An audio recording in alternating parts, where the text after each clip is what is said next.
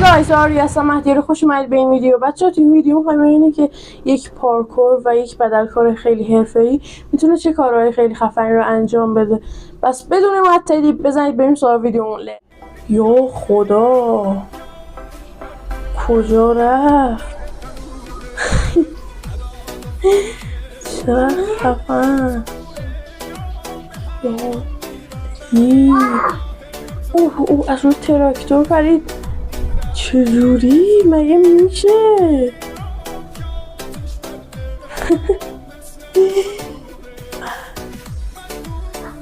پرید تو ماشین.